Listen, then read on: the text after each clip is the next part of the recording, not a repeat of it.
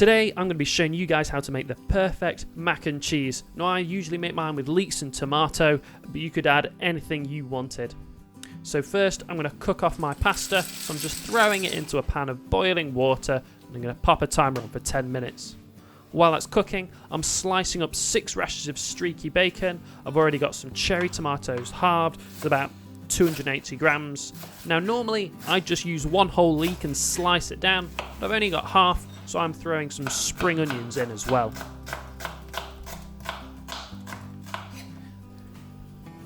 And now I'm just going to fry off my bacon and get it cooked. I'm not even waiting for the pan to get hot, doesn't really matter too much. I just want it to be cooked before I put it into my tray.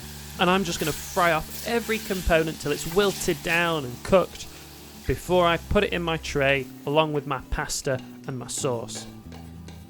Now it's really important to fry these things off separately, it just helps develop the flavour, especially with things like leek or onion.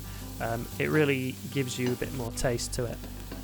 Now these have taken about 4 or 5 minutes. I did have to add a little extra oil to just help transfer the heat. I'm going to scrape that out as well.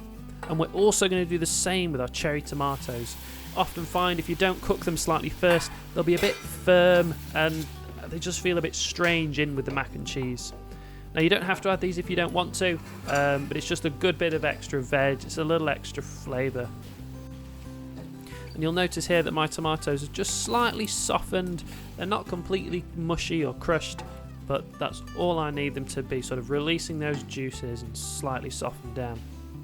So we're going to add that into our tray as well, a nice large tray, and then we're going to start on cooking our sauce. Here I'm just melting 60 grams of butter. While that was melting, I've grated up 140 grams of cheddar, and I'm now going to add in 60 grams of flour and just whisk that together to form a paste. And we're then going to gradually add in our milk a little bit at a time. Now you'll notice that I only add a tiny drop at first and mix that in, and it's almost ready instantly, and we're just going to keep adding a little more and a little more until it forms a good sauce. Now once you've added all of the milk, that's 500 ml, you can thin yours down a little if you want to, but I like it to be really nice and thick and really set up when you're making mac and cheese. You'll notice at this point that my spoon isn't really bringing it together, so I grab my whisk and just bring it all together, get rid of any lumps and allow the sauce to sort of cook and start to boil. If you're not sure your sauce is ready but it looks smooth, give it a taste. If it tastes floury, it's not ready, you need to keep it cooking, and if it's still thickening up more, you can add a little extra milk if you want. But you'll notice here mine's really nice and thick.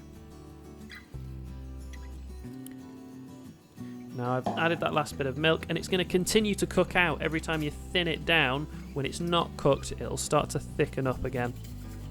So I'm just waiting for this to come to the boil slightly round the edge, and then I'm going to add in my cheese. And you can see that there, just getting a few bubbles around the edge. I can tell by looking at it that it's cooked, but if you want to check, give it a little taste first.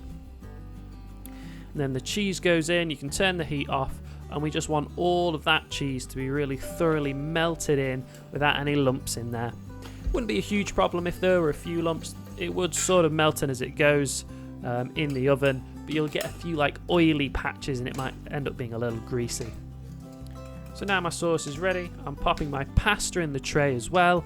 I'm going to mix that all together first before I put my sauce on, just to make it sure it's really thoroughly mixed, because it's much easier to mix it now than it is after. Once that's done, I'm going to pour my sauce in, and it almost looks like fondue. It's so thick, and that's perfect. That's just what we want. And we're then going to have to really carefully take our time and mix this together thoroughly, making sure we fold it over and get sauce in every little crevice and corner.